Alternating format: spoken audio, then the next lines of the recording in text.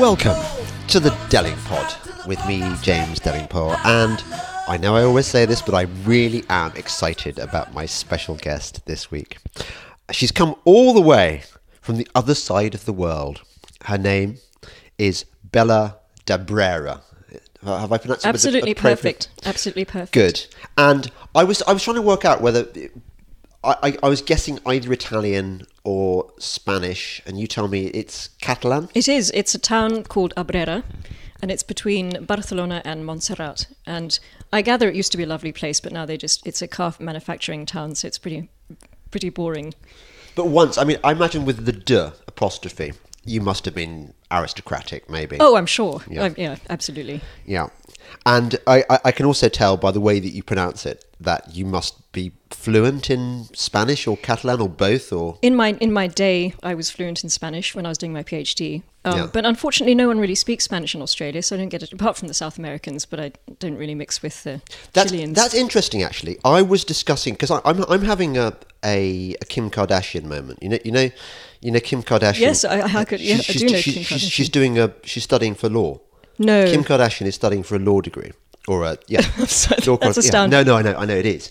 And I'm thinking, one of our previous podcast guests was Jim Mellon, who's into the whole idea of aging and the fact that we're all going to live much longer.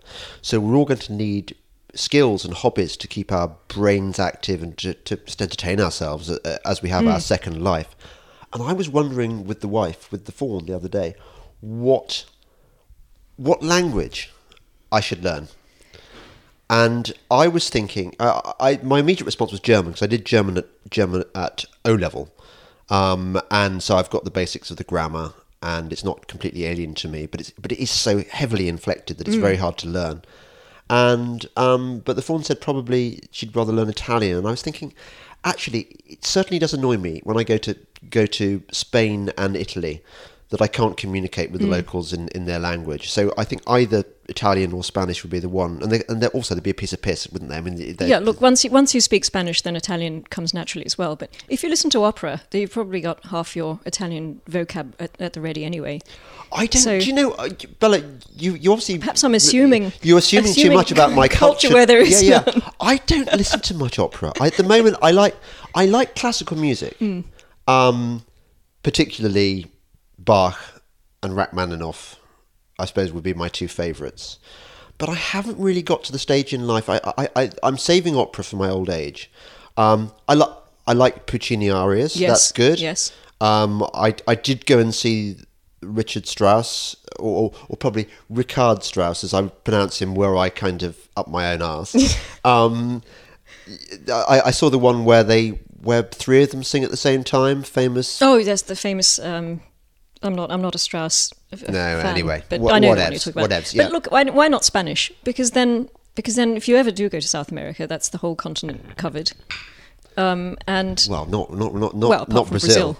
Apart from Brazil, I'm sorry. Apart from Brazil, but then again, you can get away with, if you've got Spanish, you can probably get away with Brazilian Portuguese because it's easier to understand than Portuguese. Yeah, dos cervezas, so, por favor. Dos cervezas, por favor. Yeah. Sí. Okay. Yeah. So I can. I'm already on the way there. So you've got okay, English, well, Australian, which is almost English. Oh yes, just. And you've got Spanish. Have you got any others? Languages. Yeah. A little bit of Italian, a little bit of French, but it's just mainly Spanish. And before we go on, I was looking up your CV, and I noticed you studied at St Andrews. You did your MA at St Andrews, and then you've got your doctorate in history. I have. From Cambridge. Now, I tell you what surprised me there. I'm not saying you're too thick to get into Cambridge. that wasn't my argument at all. I still think they made a mistake. My concern was, look, how on earth did somebody of a right-wing persuasion get into Cambridge, get accepted for... because you have to be accepted, but don't you, by a tutor? Yes. Or your supervisor. Supervisor, yeah. Exactly. And so how did you pass that test? Because Cambridge and Oxford are so woke now, they won't let the likes of us in. I don't think they were woke in the 1990s. This shows how old I am. So I started in 1998. Yeah. And there was absolutely no sense of politics, identity politics, how I voted, what my views were. It just didn't come into it. I remember I wrote to my supervisor, who was Professor David Arvelafier, and said, "Look, I'd like is he a lefty, or do we know?" No, he's not actually. He's one of the supporters of Brexit with Robert Toombs. So what? So you were So you were taught by one of the two. Yes. Cambridge. But I had no idea. It was 1998. Nobody was talking about any of this. No, you're so right. The world has changed so rapidly that I think it's taken all of us by surprise. Look, the last 5 years has been unbelievably quick in terms of how we've gone from sort of relative normality to, especially in the university sector, it's all coming out now. I mean, obviously it's been bubbling away in the humanities since the 60s. Yes. But it's now becoming very, very apparent. And they're really putting their heads above the parapet in Australia, but I can talk about that later. Yeah. But, you know, in 1998, doing a PhD in history at Cambridge, politics just did not come into it at all. I was just there to study the Inquisition. That's all we talked about in our supervisions. I went off to Spain. I read 120 court trials from 1480. Yeah. And came back and wrote up my thesis. And okay, so give me in a nutshell, what do we know about the Inquisition? Well, we know Good thing or a bad thing? know that it was this whole idea of people languishing in jail, you know, for years is a total myth. Maybe it was your paper or that I heard of that the Inquisition has been overdone somewhat. Oh, absolutely. But academics have known about this for a long time, but it will never enter the public sphere because people love this whole idea about the Inquisition. You know, Monty Python and everything else. It will never be able to dispel this myth, even though we keep talking about it in academia, because it was a really well-run court of law. I read through the trials. They had defense counsels. It was very strict. Nobody really wanted to be an inquisitor. It was a horrible job. You had to get up at 6 o'clock in the morning and work all day, and you probably killed. The inquisitor that ran the tribunal I looked at in Aragon was murdered in the cathedral at midnight by the people that he was accusing. Really? Yes. So it was not a great job. So we feel sorry for the people in the pointy hats. They weren't wearing pointy hats, but yes, if they had been. Torquemada in 2000 AD. Torquemada was brilliant. Torquemada actually changed the medieval Inquisition and improved it because he found that there were things that was being run. So the Inquisition already existed because it had been used in medieval Europe against the Cathars, who were totally bonkers. And then are you not on the Cathar side? Not at all. They were insane. Really? Yeah, they were sort of Gnostic Puritans, and this idea that they were anti-marriage, they were anti-family. They were twisting, they were twisting sort of Christian ideas and just turning them. They were pretty insane. So you too would have been burning them alive in Béziers Cathedral. Personally, I probably wouldn't have, but I wouldn't have. I would have supported an Inquisition that was trying to work out who was a Cathar and who wasn't. Oh, really? Yes. Yes. Again, I would have supported the Spanish Inquisition as well. So Torquemada was a great guy. He was, yeah. He was a Dominican. He was a lawyer. He was. This whole Dostoevsky idea of Torquemada being this villain is just, again, it's just complete rubbish. But it's much more interesting to have these villains in history than it is. It's everything. Everything is about stories. Yes. And I had a fascinating conversation with my very good friend Christopher Booker the other day, who's written the definitive book about stories, 7 Basic Plots, and he was. We spent half an hour talking about the final episode of Game of Thrones, and the bizarre. Do you watch Thrones? I watched the final episode. Yes. So the apparently bizarre decision by Tyrion to effectively bequeath the Iron Throne to Bran because Bran had a better story than anybody else, but. Booker said this was not a trivial comment, that it actually goes to the heart of everything. We tell ourselves stories about the world, and it's not the reality that matters, it's the stories that matter. So isn't it fascinating that presumably Torquemada as the arch villain and the Spanish Inquisition as the kind of the very type of ruthlessness and cruelty was presumably Protestant propaganda? Yes, yeah, it was. It happened 100 years after the Inquisition came to an end, because the Inquisition only went for 300 years, because by the end of the sort of in the 1700s there was no point to it anymore, so they just shut it down. Right. And the whole sort of thing was just Protestant propaganda, as you say, that to make the Spaniards look just appalling. Was it not the case though that I know that Flores in the Azores, where Sir Richard Grenville lay, that he's got his sick men ashore and he brings them onto the ship because they know that if they're left behind for the Spanish are going to subject them to the Inquisition and then kill them all. Did that not happen? Oh, no. Not in this respect. No, that there was the Inquisition in South America, but that they were pursuing the same people that they were pursuing in Spain. So the conversos and the moriscos, they were, and there were a few Protestant heretics as well. But it was never to the scale where a Protestant would be in fear of his life just by walking around the streets being a Protestant. Really? No. Interesting. No. Okay. But again, it's a much better story. See, but look, notice my clever technique, and it wasn't even deliberate. I've got you comfortable now. Yes. Because I've talked about a subject, an academic subject, and you know it well. Yes. And I've lulled you into a false sense of security. Well, no, not a false sense of security. I've made it easier for you to talk about whatever the hell you like now, because we've broken the ice. We've covered the Inquisition. So I'm very, very interested in what has happened, particularly to Oxford and Cambridge, just because I think it's so important. This isn't a snobbery thing. I think it's so important that the acme of academe, which I suppose is what they are, that it should be pursuing knowledge and truth without regard to concepts like social justice. I mean, I frankly wouldn't care if every single person at Oxford and Cambridge had been privately educated, if they were the best, cleverest people. In the same way, I wouldn't mind if everyone at Oxford and Cambridge were black, if they were the cleverest and best people it doesn't bother me. I don't think that people's identity should have anything to do with whether or not they get into Oxford and Cambridge. But it seems to me that now both establishments, and across the Western world, I mean, you've got Monash University, all the ones in Australia, they're all the same, aren't they? Yes. Yeah.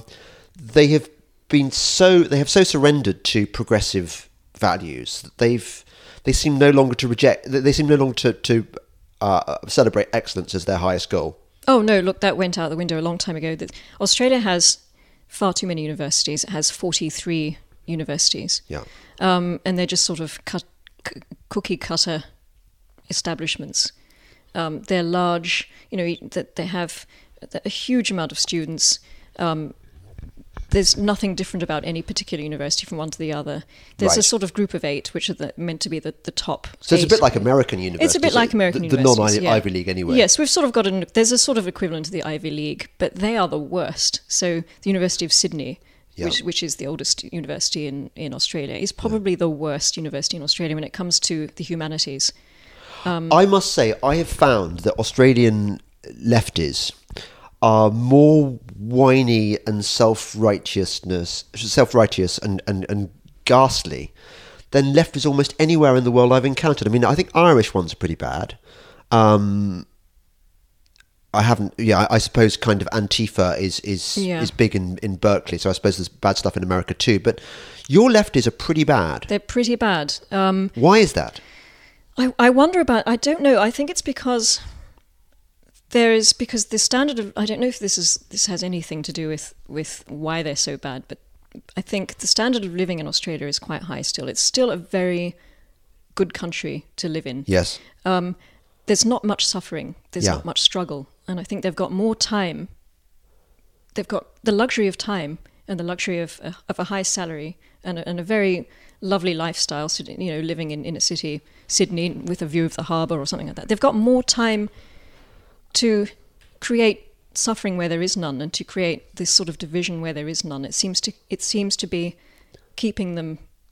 It justifies their existence somehow. Well, you make a good point here, and I think we can almost segue perfectly into one of your main preoccupations, which is the rise and fall of civilizations. And is it not very much the case, and all the people who've written about the rise and fall of civilizations say this, that when a culture reaches a certain state of affluence, it also becomes intellectually decadent. You get more kind of sexual depravity going on. The no longer do the people honour their gods. The family starts to fall apart or be less valued. The old traditions are not valued anymore, and people start embracing all these what we would now call the woke ideology. And so what you say about Australia's affluence would seem to fit into that perfectly. Yes, I mean, I haven't really thought about it in those terms before. I mean, they are pretty bad, and there's this sort of this self-loathing in Australia that is pushed by academia on the rest of society constantly, especially around Australia Day. But because you're not what are they called, the original? No, because we're not the. What do you call the Aboriginals and other people that the indigenous, the first peoples? The first peoples. We're not the first peoples. Yeah. We're the I don't know, the fourth peoples or the. Yeah. I don't know what peoples we are, but we're definitely not the first peoples. So there's this narrative that they keep pushing on the Australian public, which is you need to be ashamed of Western civilization. You need to be ashamed of being non-indigenous. Yeah. And this is a terrible past. It's sort of this idea of the stolen generations and everything else, and it's constantly pushed from academia onto the populace. And every year for the last 3 years, I've done a poll around Australia Day to ask people what they actually think about their history and what they think about being Australian. Every year, Australians say we're proud to be Australian, we're proud of our history, we're proud of our country, we value the freedom of speech, we value freedom of religion. And every year it's getting higher and higher. We're actually winning the debate. Are we with real people? Real people. Where do you conduct these polls? So we use a research company, and we ask them to ask 1,000 people a set of questions about how they feel about being Australian, and the results keep coming back in our favour, and it's fantastic.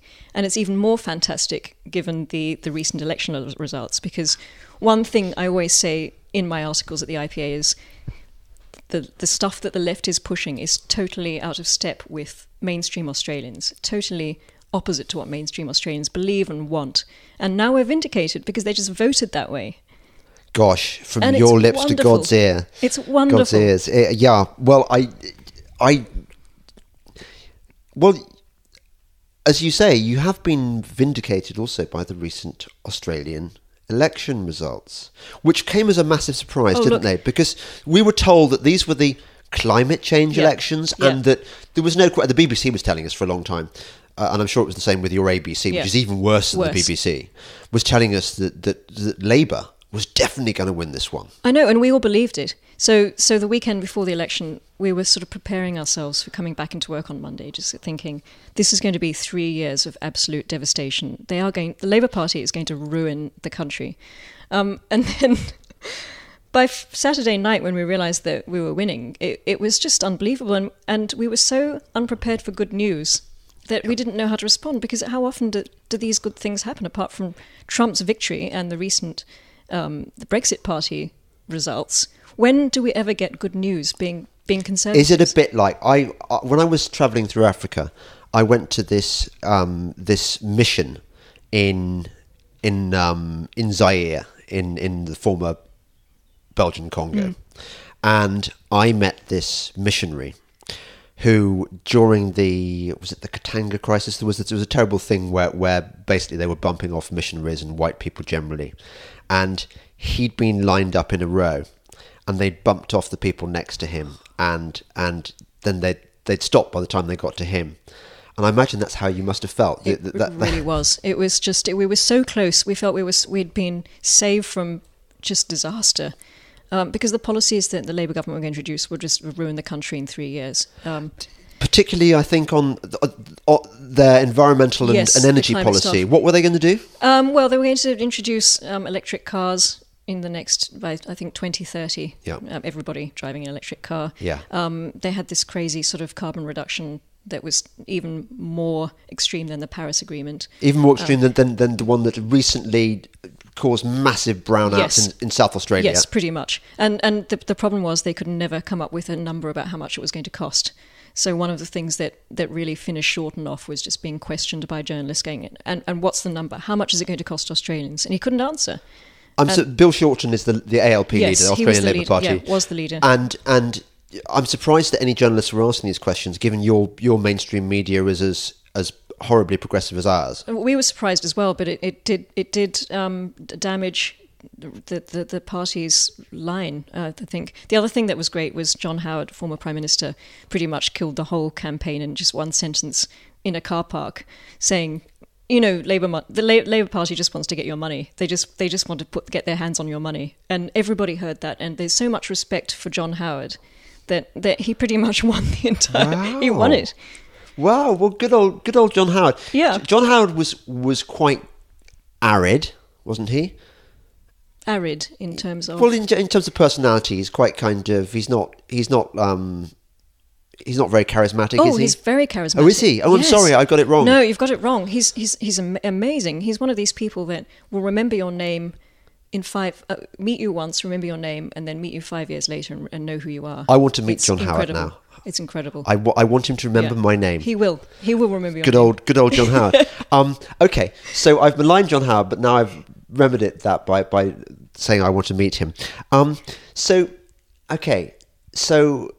Labour were going to win and then didn't. And I saw Rowan Dean's fantastic speech, his sort of victory lap on I think Sky. Yes, on his show where he outside. talked about this was the election and he explained and what he said rang so true to me in the UK that the great divides of our time between political correctness and common sense, between credulousness about climate change and sound science, between affordable energy and renewable energy, and so on. He laid out the divide, and I'm just wondering why the Conservatives in the UK are not looking across to this shining example in Australia, which is not dissimilar to the rest of the West, is it? I mean, no, it's similar. So, I mean, New Zealand, Canada, UK.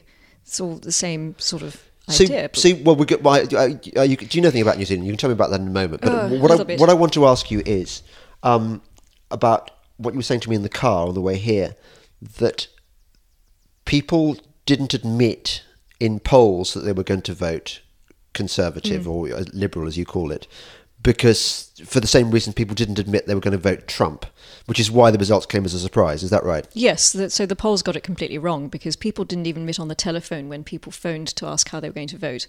They lied, essentially. I mean, that's the only explanation, because when it actually came to the polling day, people voted Liberal, and the majority voted Liberal. So I wonder why, and I do wonder why the English don't look at that as an example and take solace in the fact that they are in the majority. People are in the majority, but they're just too scared to admit it. Everything's up in the air at the moment over here. We don't know whether we're going to get Venezuela-style government under Jeremy Corbyn, whether the Conservatives are going to get their act together under somebody like Boris Johnson, presumably with some sound people underneath him, because Boris is a bit of a flip-flopper. Whether he's going to restore conservatism, or whether Nigel Farage's Brexit party is going to steal the mantle of the Conservatives. Well, it's difficult when the Brexit party has no policy other than Brexit. Interesting you say that. There was a piece I read yesterday by a former UKIP guy, Paddy O'Flynn, who used to write for the Express, and I always thought I assumed he was pretty sound, because a lot of conservative journalists pretend they're to be sound, and they're not really. They're basically squishes. And Patrick, I like him, but he's a squish. And he was saying, I'm one of the few people who've read the Brexit Party manifesto, and do you realise they have a skeleton in their closet? They are a classical liberal party. They said it defines itself as, we are a democratic classical liberal party. Well, for me, that was like, hang on a second, I'm liking the Brexit party more and more. They're not ashamed to admit that they're the classical liberals. In other words, they are probably the heirs to Margaret Thatcher. And that's exciting for me. And I think that unless the Conservatives can return to Anabasis, to Margaret Thatcher, they're fucked. I think so. And deservedly so. Yeah, absolutely. But this is what, I mean, this was the problem with our previous Prime Minister, Malcolm Turnbull, who...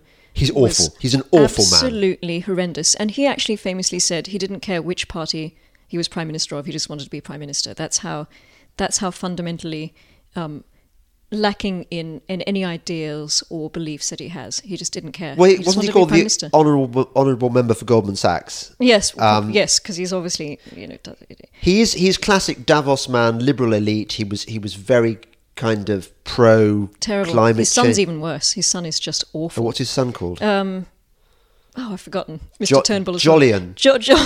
His son is just Jolyon. awful. His son He ought tweets to be out called Jolyon. dreadful things about conservatives, and I mean, yeah, they're a terrible. But family. this is a terrible, because this is the problem.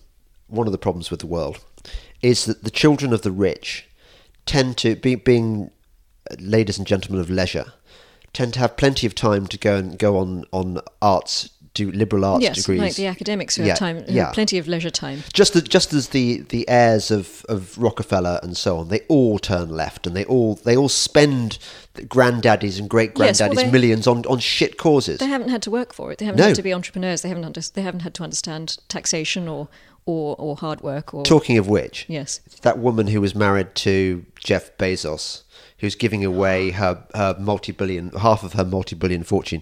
Do you think she's going to give it to any cause which is worthwhile? No, she won't. She won't. It'll all go on shit, won't it? Absolutely. Yeah.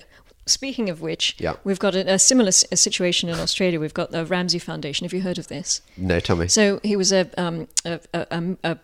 sort of philanthropist and millionaire who ran healthcare companies. He passed away about 4 years ago, and he left an awful lot of money to start a Foundations of Western Civilization Bachelor of Arts in any university in Australia. Yeah. Oh! Do you know about this? It's coming back to me. Tell me more. So it's been very interesting to watch. I've written about this. You've written about this too? I have. Okay. No one wants to host it. Nobody wants to host it. They're actually taking the one of the unions is actually taking the Ramsey Centre for Western Civilization.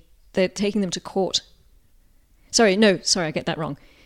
We have to start again. No, it's fine. So the university, it's confusing. So there's a University of Wollongong that they've finally settled on. It's one of the less universities in Australia. They've finally said, okay, we'll have this BA in Western Civ.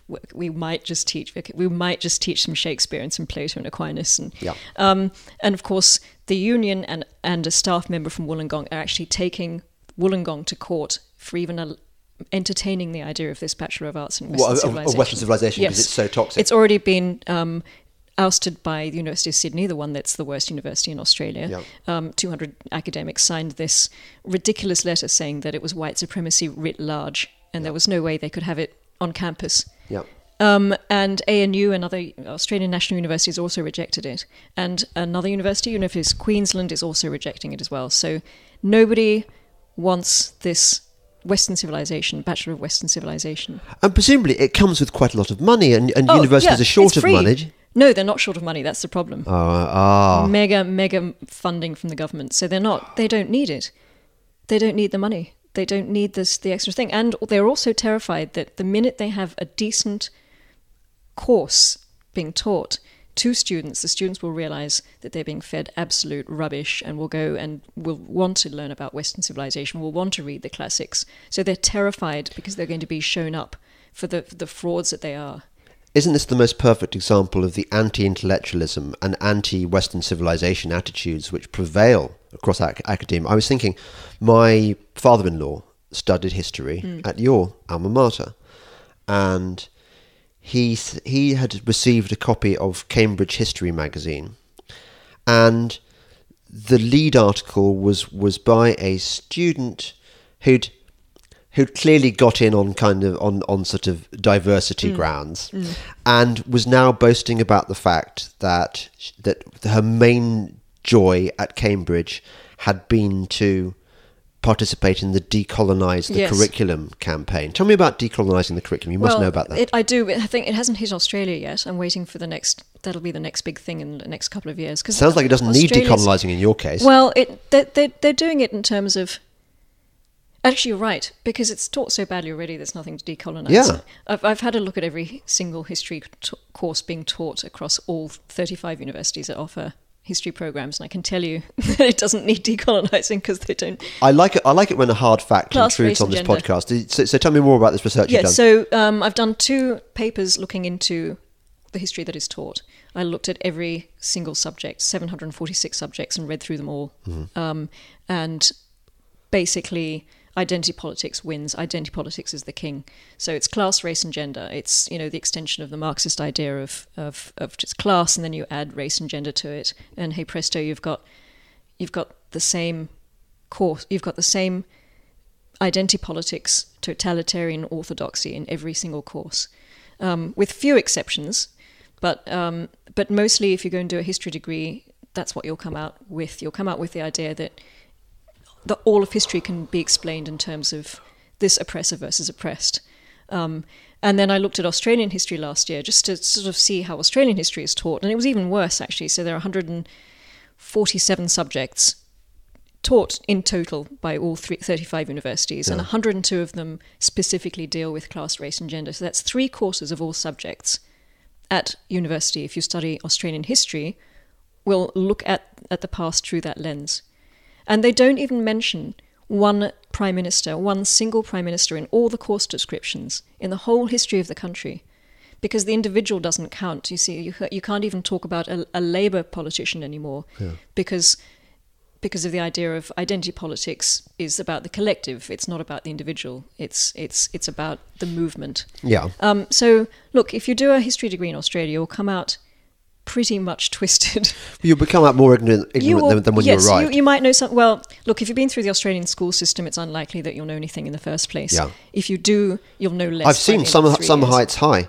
Yes, so which was presumably a fly on the wall documentary. Very accurate. I'm surprised he got away with it. Actually, probably wouldn't now. I think it's interesting that he's got no ethnic characters anymore. He hasn't. Have you seen the new? Yes, I have. The new one. Yes, he's got the South African. He's got the white South African, but who's she's tanned. Yeah, she's tanned. She's not. No, he hasn't done that. No, but I suspect I know where his politics lie. Yes, I think so too. And he gets caned for it by the left. The Guardian wrote a piece really slagging him off, saying he's completely lost it. No, he's the only one that's producing anything of any. He's good. He's brilliant. The way he takes on those What's characters. His name? Oh, I'm sorry, I've got jet lag brain, and I keep asking me things and I don't know. It's terrible, isn't it? Chris something. I'll remember by the end of the podcast. Anyway, we know Summer Heights High. But look, guy. Yeah, Summer Heights High. So, look, the Australian schools, that's another thing altogether. We've got this dreadful national curriculum that is just an appalling thing to Is it like Common Core in the US? And yes, but it's worse because they've got these things called cross-curriculum priorities, which are in every single subject. So no matter what the subject, you have to have Indigenous and Torres Strait Islander histories, right, sustainability, and Australia and Australia's engagement with Asia in every subject. By the way, apropos of nothing, well, apart from that last thing you said, China has got Australia by the balls, isn't it? Is what I hear. That they have the ability now to crash your economy at any time pour encourager les autres. You are totally in hock to the Chinese. Well, just as much as the rest of the world, I think. Yes, but you're an easier target because you're smaller. Well, there is that, but we've also banned Huawei, or however you pronounce it, Huawei. Yeah, Huawei so which we haven't. Yes, exactly. Our new overlords are going to have easy access to ours. Who's got more power? Who's got more power over? I, for one, welcome our new insect overlords, and I'm perhaps looking you forward. should learn Mandarin. Forget Spanish. Yeah, but they can Cantonese. Yeah. Well, this Cantonese is no good, is it? Really, because it's just Hong Kong. Yes, all right, Mandarin then. Yeah, okay. If you're thinking about the most utilitarian language to learn, then. Do you know what? I think it would just be too depressing acknowledging that the Chinese are going to take over the world. That's the thing. That's why I want to pretend that we still live in a world that a European culture dominates the world. Yeah. If you want to wake up and be not depressed in the morning, we'll go with that. So, what were we talking about before I digressed? Well, we were talking about the national curriculum. Yes. Just these ridiculous things. So the teachers have to, even if it's a maths subject, they still have to have either sustainability or this Aboriginal and Torres Strait Islander stuff in it. So children in Australia are not learning how to read or write. The literacy and the numeracy is just plummeting. they're coming out of school just knowing nothing and barely literate. But when it comes to doing a dot painting, symbolising what's it called? If it's coming, if it's walkabout. It's which is actually dot paintings are relatively recent. They're not even historical. Well, this is fake history. It is fake history being invented. Well, I understand that there's a kind of problem now, the fact that the Aboriginals aren't the first peoples. This has been something that this idea has been around for a long time. But this is something that you really cannot say in Australia. You really, so funny. This is social death for you if you mention this. It's funny. But there are some cave paintings in the Kimberleys that are, show people who are dressed a little bit differently and look different, and they look more Indonesian than they do Australian Indigenous. And again, nobody wants to talk about it. Nobody wants to talk about the idea that there might have been other people there.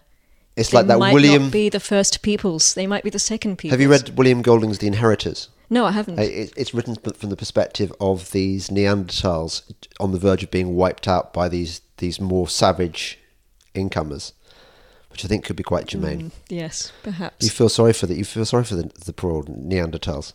They're all quite sweet. Anyway, yes, I'm always fascinated by that. That there is a definite treading on eggshells aspect to Australia.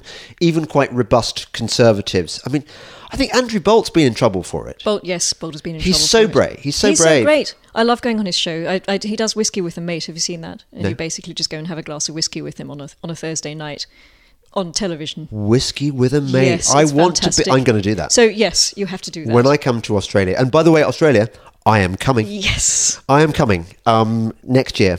We've decided. That's wonderful news. No, we'll definitely get you on whiskey with a mate. Whiskey with a Mate, yeah. Or actually, you know what I'd like to do?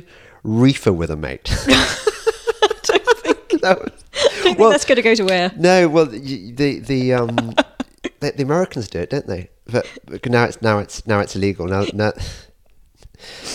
Anyway, I wanted to. So Western civilization is actually your job. Defending Western. Tell me your title. Well, so it's quite funny because we can't think of anything else. But my title is the director of the Foundations of Western Civilization program. And often people forget program, so they just say that I'm the director of the Foundations of Western Civilization. Which is okay. And so when it collapses, it's going to be my fault because I'm the director of Western Civilization. Apparently, don't screw it up. Then. I'm trying not to, but Bella, it seems to be. It's sort yourself out. It's screwing it up all by itself. I'm doing my best. Yeah. Have you read all those books like all those essays and books like Glub Pasha's and Spengler, The Decline of the West, and are you familiar with? I'm familiar with them. Decline of Civilization theory. I'm seeing it. I'm seeing it as I'm witnessing as it's happening. So I think I know I know why it's happening, but I don't know how to stop it. No. Other than calling them out constantly, which is what I do. The university is bête noire now in Australia. I think they've got a poster of me on their walls, which they throw darts at constantly. I think you probably couldn't get away with this stuff at all were it not for the fact that you're a woman. I think that helps, doesn't it? I mean, you've got at least one minority card to play. I've got a minority card, and also true. You could probably play you're a bit of a foreigner because you're de Brera. Yes, that's right. So it's funny to read the Twitter comments, actually, because they just don't know where I'm from. And someone said the other day when I was talking about Australia Day, what does that English numpty know about Australia? Can I give you a tip, actually, yes. Bella? Why don't you thicken your Hispanic accent? I shouldn't I? Hello. Yeah, exactly. Yeah. I have no English. I only speak little words. You're so much better already. I'm buying your arguments now.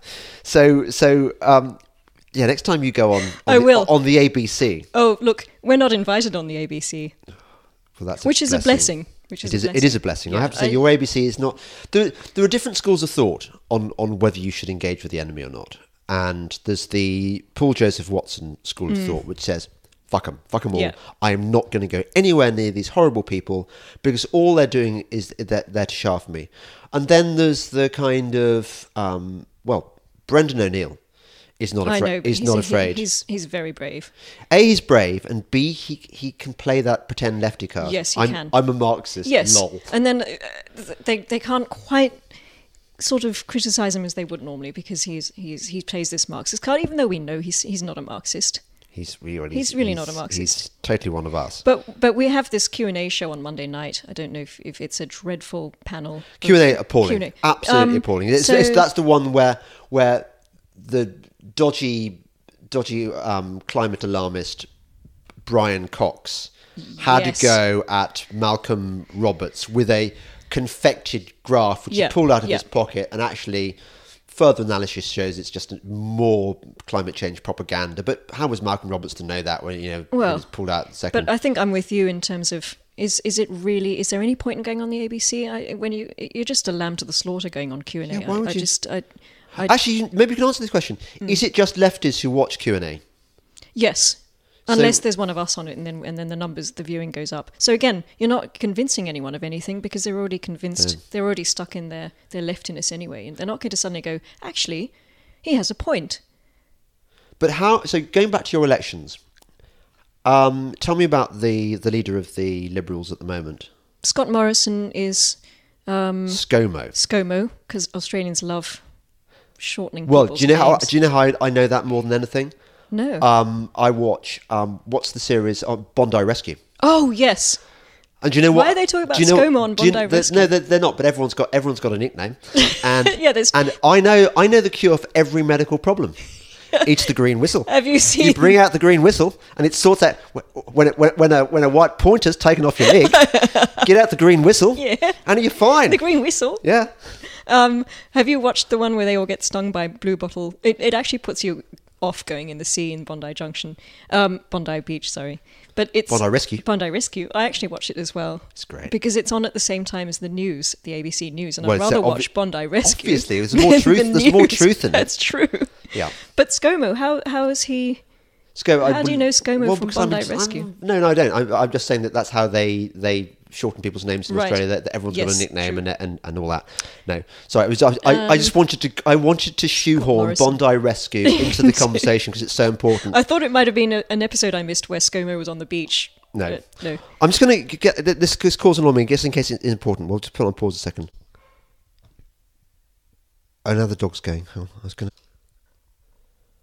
So I can't remember what we were talking about before. It doesn't really matter because I wanted to ask you about feminism because it's all I love it when I've got girls, as I call you, on my show, because some of them, quite a few of them, can't help telling me off in a kind of like you're a really naughty boy. Isabel Oakeshott and even Katie Hopkins did it and a few others, but I like it when I've got a girl because I can talk to them about feminism, which I think is a real problem with our culture. And I was just wondering what your take on it was. I mean, I imagine you must have seen quite a lot of it, third wave feminism, in your time looking at universities and things. Yes, I think the gender studies department. Is that an escape dog? Oh my, yes, an escape dog. Oh my God, hang on. Okay, as you may have noticed because these podcasts are largely unedited, apart from the sound is and a few other things have changed. But we've let the dog in. Assume it's skittering around in a stupid way. Oh my God, it's now jumped up. It's going to turn off the tape recorder soon. Yeah, sorry, you were saying about feminism. So I think feminism, look, it makes me embarrassed to be a woman, for a start. The third wave feminists are so destructive and they're so irrational and they're so angry and they're so out of control. And actually I went to a awful event with Roxanne Gay and Christina Hoff Sommers in Melbourne about 3 weeks ago. Yes. It was meant to be a debate. There were about, I don't know, 900 people there. Yeah. Most of them were third wave feminists. Right.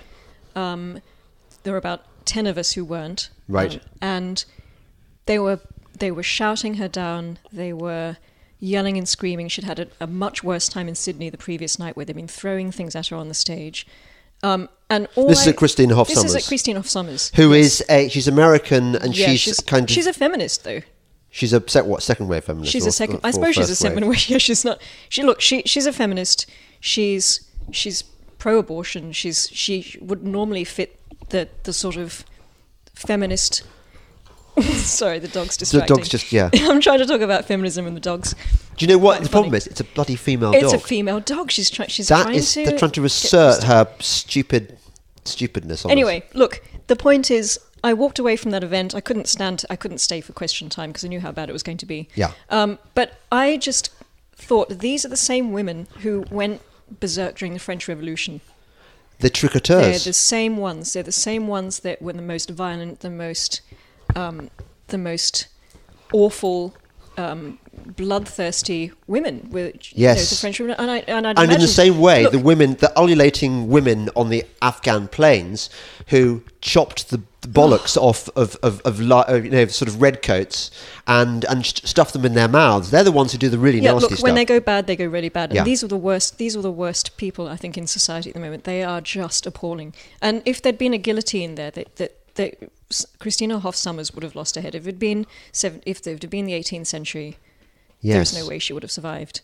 And they're the same people reincarnated. And I think it's really damaging. I think they just hate men. Yes. It's got nothing to do with... But this has always been part of the female makeup, isn't it? It's a kind of love-hate relationship with men. Is it though? I don't think so. I don't think so. I think it's a modern day thing. I think it's being imposed on us. Identity politics is dividing us. It's telling us that we're being oppressed by men, and that men are the enemy. There's this idea of toxic masculinity that you're bad already. You don't have a chance if you're born a man. You're already bad. I think it's a modern day thing. I don't think men and women have been enemies historically to the degree that they're making us enemies now. Well, I think it's a bit like Tom and Jerry. I mean, you look at how do we know about the relationship between men and women? We look at the Taming of the Shrew, but then you go back to the first work of Western literature. You look at the Iliad, and there's a sort of, you don't get the feeling there that the women hate the men, do you? No, I don't. Well, I mean, I don't get the feeling that. I mean, I just don't get the feeling that there's been this idea. There's never been in history this idea that one sex, and I'm not going to use the word gender because it's wrong anyway. Yeah. One sex has always been, is inherently bad. I think this is an invention of the 21st century. Yes. It's very different to anything else that we've had in history of Western civilization, where you're born bad because you're born a male. Yes. Can you think of anywhere else where that has been propounded in history? No, I can't. You're right. I think we are living in absolutely extraordinary, unprecedented times. And the same goes, by the way, for being white. I don't think there's been any time in history where being white has actually been a bad thing that one should feel embarrassed about.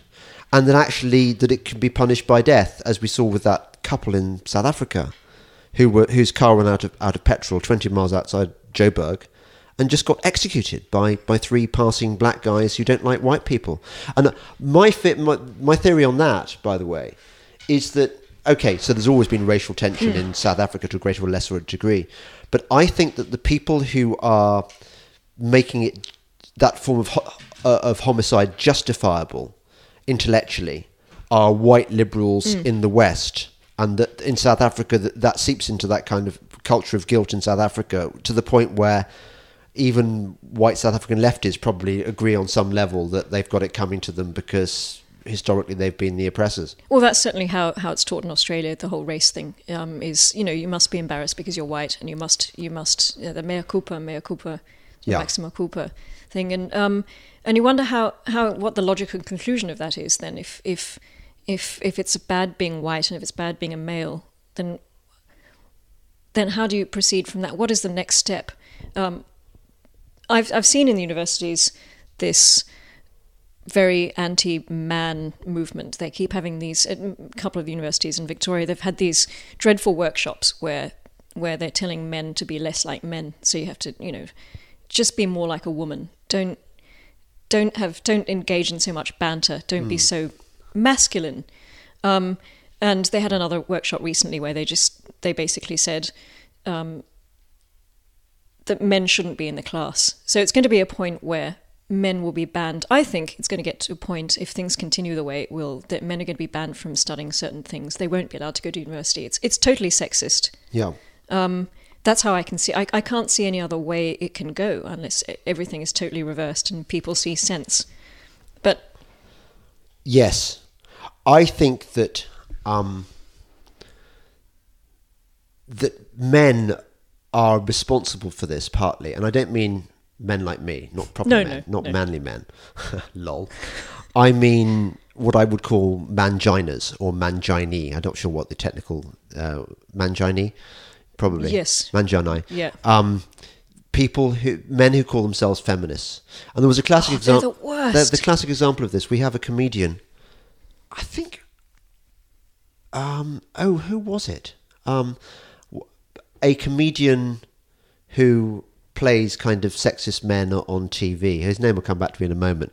Who wrote this book, a sort of self-hating book about his male awfulness, in which he kind of presented his bollocks to womankind and said, "Here are my bollocks. Please take them away. Take them away, for I am not worthy to have them." Or as they say in Spanish, no tiene cojones. Yeah. Yeah. Did they actually say that? Yeah, no tiene cojones. He doesn't have cojones. You see, I wonder whether there are cultures out there which are going to be doing our job for us, I mean, as in Western civilization, and resisting this. And I would imagine that the culture of your heritage, surely the Hispanics aren't going to buy into this stuff so much. I'd hope so, but I don't know. It's the Anglosphere that seems to be most hit by all this stuff. Yes. I don't know what's going on in France and Spain and Italy in terms of the gender stuff and the feminism. Surely I think not it's. Italy. You'd hope not. You really would. But I'm hope sure not. that it'll be somehow it'll be being introduced into the younger people. I can't see why they'd be let off the hook. But yeah, you're trying to say that culturally there might be some kind of resistance to it. Yeah. Yes. Well, in the same way, I'm encouraged by the kind of the racism of the Japanese and the Chinese. They're not buying into all this kind of multicultural, not at all. Multicultural stuff. No. And I mean, that gives me hope. My eldest boy is in Hong Kong, and he's just had a baby with his Hong Kong Chinese wife. Yes. And in the maternity ward or the hospitals, he heard all the nurses referring to it as the foreign baby. Really? Yeah.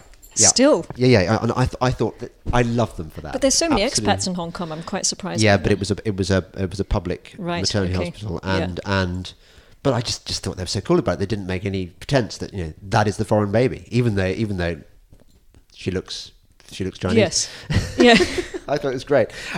Anyway, that by the way, going back to feminism, the third wave variety. Where do you see it coming from? How did it come about? Well, I can see it coming from the establishment of the gender studies departments. Yes. In the universities. So that started when? 60s. And so, right. I mean, you've got crazy Simone de Beauvoir saying that, and Judith Butler saying that gender is a social construct. So Simone de Beauvoir. Yeah, she was. I haven't read any of her stuff. I've only heard a sort of reference in Lloyd Cole songs and stuff. She was one of the authors of this third wave feminism. Was I'm sure. she? I mean, I could be wrong on that, but she introduced this idea that being a woman is a social construct, that it's got nothing to do with with how and presumably born. When she was doing it, when she was advancing that silly notion, it was kind of chic. Oh yeah, it would have been completely chic, cutting edge, yeah. But also confined within the sort of that confined. The problem with this stuff now is that it's being imposed on society. All the stuff that's going on in universities, all the gender stuff, all the feminist critiques and everything, that is now becoming mainstream. And that's the thing that I keep writing about and keep arguing every time I see a sign that it is being imposed on us through our taxes. That's where I keep pointing it out. That's why we recently had a Victorian government department that is introducing a thing called They Day, where every month you have to use the pronouns they. No. Yes. So just run that by me again. So every month, yeah, one day a month, yeah, you're compelled to use the pronouns the they pronoun rather than he or she. Compelled by whom? By the department. It's one of the state departments. There's the state government departments. I think it was the Department of Health and Human Services. But how do they enforce just their employees? Yes, and they're calling it They Day. So the question is: so if you don't turn up on that day, you're going to be known to be a non-participant. Yes. That stupid dog's tail is actually hitting the microphone. Anyway, look, I keep to shoot this I keep dog. not talking about feminism. I know you want to talk about feminism, but no, but this is all fascinating. It's sort of all related. All the gender stuff. It's pretty bad. It's pretty bad in Australia. That the gender stuff is terrible. Last year, a city council was going to ban all books in libraries and kindergartens that were too gender normative. So they're going to. But that's like everything written before about 2010. They were going to get rid of Noddy, what's the train one again? Thomas the Tank Engine. Yeah. Anything that was too boyish or too girlish, they were going to get rid of because they couldn't have such gender normative books for children in there. And this is coming straight out of the universities and then being imposed on the public by the government, by city councils, by state government. It's just so crazy. So have you looked into what kind of stuff they study on gender studies courses? Yeah, I've read a lot of the blurbs. Oh, and tell me what do they study? Well, it's like a parody. I can't even tell. It's all about gender being a social construct. It's all about. I'd have to look one up. Do they not, to use a lefty word? Do they not interrogate their own narrative? They do. Well, they don't even. Do they have any narrative anymore? I think that's actually probably too academic a way of looking at it. It's all about too rigorous a way. Too rigorous a way. Yeah, it's too rigorous using the word interrogate. It's just accepted as a given. It's just accepted as a given. Right. Yeah. Right. But it seems to me such a sort of non-subject. I mean, you might as well study the world from the point of view of the colour red. Oh, look, it's a total waste of time. But unfortunately, they're all getting jobs in HR departments. And then imposing and writing it into the policies. Have you? This is the problem. You've nailed it now. Yeah. Have you read Vox Day's Social Justice Warriors Always Double Down, or Social Justice Warriors Always Lie? I haven't read the whole thing, but I you know what he says? That he warns that HR departments are where the rot sets in. Oh yes. And I see it across the board that. It starts in the HR department, but it infects the whole company, so that the parasite takes over the host. Yeah. And so suddenly your company becomes woke, even though what you wanted to do was to generate value for your customers by creating a product that people want to buy and selling it more efficiently and cheaply and better quality than anyone else is capable of. And suddenly your goal becomes diversity. Well, it's called woke capitalism. This is the new phrase for it, woke capitalism. I don't know. I never heard the phrase. Yes, this is quite recent, and it's wonderful when it goes wrong. So Gillette, for example, yes, with this terrible ad that they came up with about at the beginning of the year. I'm sure you saw it. I did see it. Their sales have apparently suffered as a result. Have they though? Because yes. you see, they've just brought out a new advert in which a woman, calling herself a man, shaves. Oh no. Yeah. Oh yeah. It's right. A father introduces his son, lol, not just a daughter, to the joys of shaving. Now that would suggest to me that either they're on a suicide mission, or that actually the laws of go woke, get broke, or get woke, go broke, don't actually apply. Because we saw that with the Nike advert, with the Colin Kaepernick advert, where we all thought on the right, this is going to so fuck Nike, they're never going to recover. And actually it turned out that the wokeness was appealing to their target audience. And I wonder... Sorry, I've just suddenly run out of steam. No, that's all right. Really tired. No, I get. Look, this is, by the way, what you're experiencing now is what I get from my brain really fog hard. from It's really Lyme hard. disease. Yeah, it's just awful. like jet lag. Yes. Yeah. I'm trying to be optimistic and hope that most people would see how bad these ads are. Yeah. But perhaps I'm being overly optimistic, and most people are woke. Most of the younger people are woke. Tell you what we're going to do.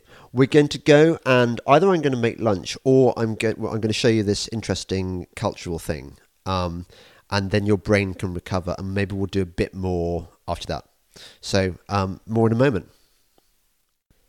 So we've been for our walk, but by the miracle of technology, even though it seems like nothing has happened, we've actually 2 hours have elapsed.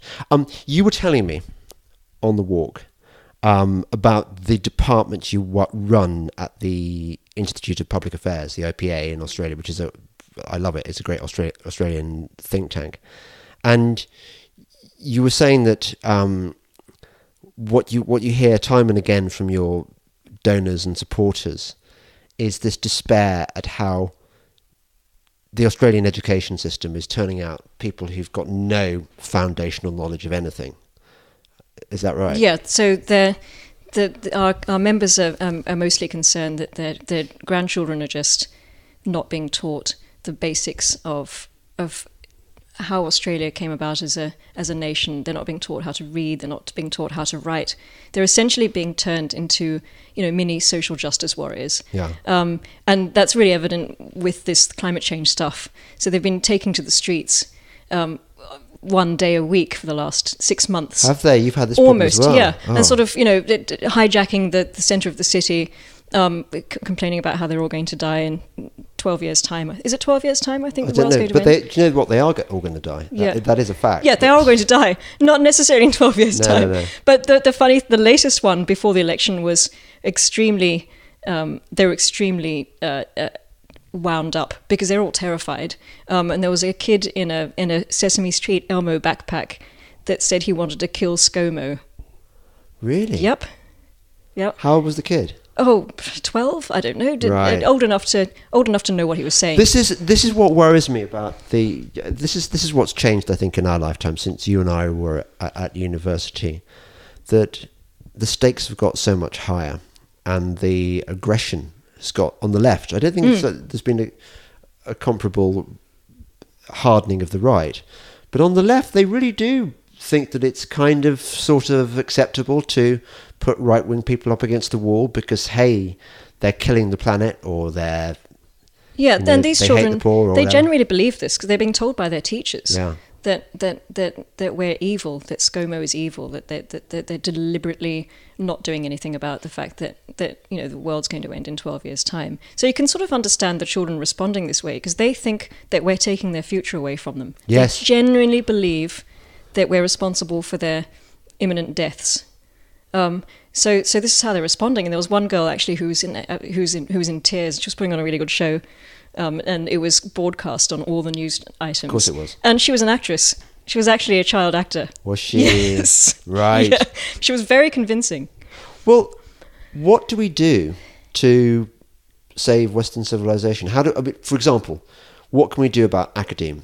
Is it over? Academe as we know it is over. We have to take academe out of the universities and translate it and put it somewhere else, which is what's going on, which is what's happening in this podcast, for example, which is what's happening in sort of what we're doing at the IPA is starting to run an IPA Academy next month. So we're actually going to be holding a week of lectures and flying in academics from actually around the world as well, and taking 20 kids and actually teaching them some decent... something much more than they're learning at school at university. So it'll be like one of those science fiction movies where the planet has been destroyed and you go and colonize a new world and try and recreate all that was best about the old world, and that's what you're doing with these 20 children. Yeah, will be the only educated people in the entirety of Australia. That's it. They'll be they are the future. There's only 20 people. No, look, I exaggerate. There are some. We've got a lot of young members. We've got over 1,000 members under 25.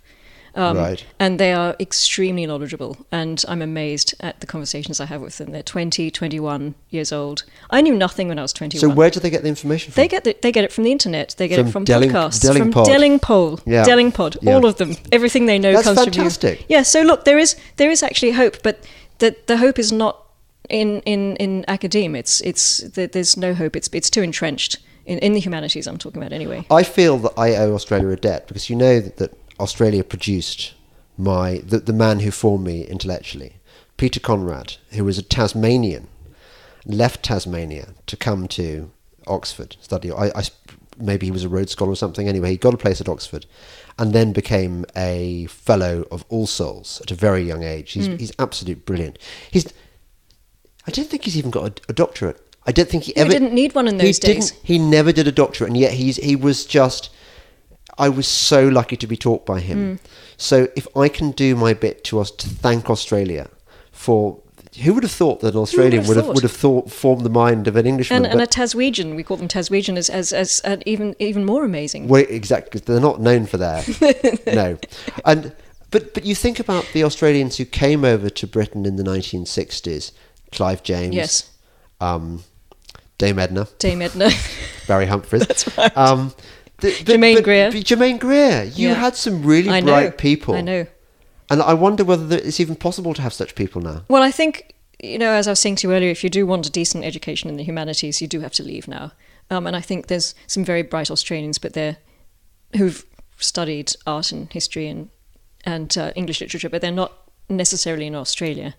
I think they've had to come to England and stay here. I think there are a million Australians living in England. Right. That's quite a lot. That was a few years ago. It could be different now, but there's certainly a sense that if you want to get a decent education, you have to go somewhere else. Yes. Although I wonder whether they could go in England now. I mean, I know that the education I had is no longer available at Oxford. No, but there's much more variety. I've had a look at a few sort of university websites just out of interest to history degrees. You can still learn something. It's if you have no idea how bad it is when you look at the courses in, and I was being kind when I said 3/4 of the Australian history subjects are identity politics, because that's just from the course descriptions. Right. But guaranteed that if you actually sat in on the class in a semester, you'd get it. It would be in there somewhere in one of the lectures. You just have to. It's the orthodoxy. This is the sad thing that you told me about your doctorate, and it wasn't tainted by identity politics or anything the other day. It was pure history in the way that I would imagine that history should be taught. And yet you would never get a job in academe. Where are the Bella Debreras in nowhere to be found? They're doing other things, or they're writing books in the background, or they're just not anywhere. They're not going anywhere near academia. That is a terrible indictment of our culture. There ought to be at least one university in Australia, in the same way that America has got Hillsdale College. Well, we have a small college, Campion College, right, which is a very valiant sort of liberal arts college. Yeah. They do 3 years of a wonderful education of Latin and Greek and everything that people should know. Oh, yes, fantastic. Where's it based? It's in Sydney. It's in New South Wales. It's about 45 minutes from Sydney. And they produce wonderful graduates every year who go out into the world, and then they end up doing other degrees because they end up doing teaching or something else. So they're actually producing really amazing young people. Have you got to be Catholic to go there? No, not at all. And I gave a talk about a year ago, and it was just the best atmosphere. It was the most amazing atmosphere of any institution I've been to of higher learning. Just everybody was just so happy to be there. There was no angry lefties on campus, no women's room with a Y, no safe spaces, no trigger warnings, nothing, just pure education. Yes. But they're struggling because they don't get any government funding. It's all it's a struggle for them. And it shouldn't be. But you see, Hillsdale is richly funded because so many conservatives are keen to. I know, but the Americans are wonderful with their sort of their donations but we just don't have that in Australia. It's the same as there's not that sort of philanthropy in England either. No, it just doesn't exist. No, we believe too much in the state over here. Yes. Which is, of course, the problem with a big state. It reduces private charity. Yeah. this is what's going on in Australia. This is what I was saying to you earlier. The 43 cookie cutter universities that are just funded by government money and international students. If a university gets the money, regardless of the quality of its education, of course it's going to give a shit. Teach whatever you want. Yeah. They need to actually cease government funding for the humanities and then start teaching something decent, and they'll suddenly realize that they have to teach a course on Western civilization if they want to attract the students. I've suddenly remembered the thing that I wanted to talk to you about women. Right? Is that women with a Y? W-Y-N? Well, women. You were saying something which of course I totally agree with, and one really can't say. So I think we should say it. Let's not say it on the podcast. Really? No. It's a bit controversial. But we can go there. Yeah, go on. Yeah. Go on. So tell me what you said. Can I blame my brother for this one? Yeah. This is actually his idea. Yeah. No, actually, let's not bring him into this. It was the fact that in today's society, women generally vote what I would say the wrong way. They generally vote left. Do you know who says this? Who? Stefan Molyneux. Does he? You listen to the Stefan Molyneux podcast. He I can't remember whether we actually mentioned it on the podcast. I think we did, but he talks about exactly this, that women vote for a government which gives them everything. Which is going to look after them. But in doing so, they're killing... This is what's happening, isn't it? That our culture... Because men are no longer the breadwinners. They are losing their sense of purpose. The suicide rate is rocketing. And which doesn't sit well with the toxic masculinity narrative at all. They just does it how it completely undermines the narrative that of this toxic male thing. It completely undermines the idea of the men being the oppressors. If they're committing suicide, it's crazy. Yeah. And also I very much agree with, I think it is another Christopher Booker line, that men and women separately it's not meant to be. We are meant to be this kind of whole thing. That's how it should work. Yes. And any cultural trend which splits us asunder is diminishing everything that makes our civilization tick. Yes. Well, I mean, the family is the foundation. Is the foundation of society. You conservative, you. Yes, and once you dangerous radical. And then isn't it a crazy idea? And then once you destroy the family, in destroying the family, it's essentially pitting the husband against the wife, or the man against the woman. Yeah. And then everything else falls apart after that, and that's what we're seeing. And then so in these broken families and the single mothers, they're voting for the state that will look after them because that male figure isn't looking after them anymore. There's no... And your delicious conclusion from this was that some women really shouldn't have the vote. Oh, gosh. Well, I think the women who are going to vote for the wrong party shouldn't have the vote. But then this is the problem with this thing. It is. Yeah. We aren't seriously going to reverse universal absolutely suffrage. Not. Nevertheless, I do agree with the tenor of your argument that just like girls, they're causing real trouble in the world They are. Well, I think on that note, we'll leave it there. I hope I still have a job. Thank you. I hope I still have a job by the time I get back to Australia. Yeah, maybe release this after I've gone back. Of course you will. Thank you for coming all the way from the bottom of the world to come and see me. I'm really touched, and I will come out. Australians, next year. Get ready. You be there or 2020 or don't be. Yeah, great. All right, listening to the Delingpod with me, James Delingpole, and my very special guest, Bella de Brera. Thank you. Thank you. Bye bye. You're listening to Delingpole, baby. You know that he's can call, and he's been talking for so long. You know he's here to say he's got you in a Delingpole, baby. It's time to make the day.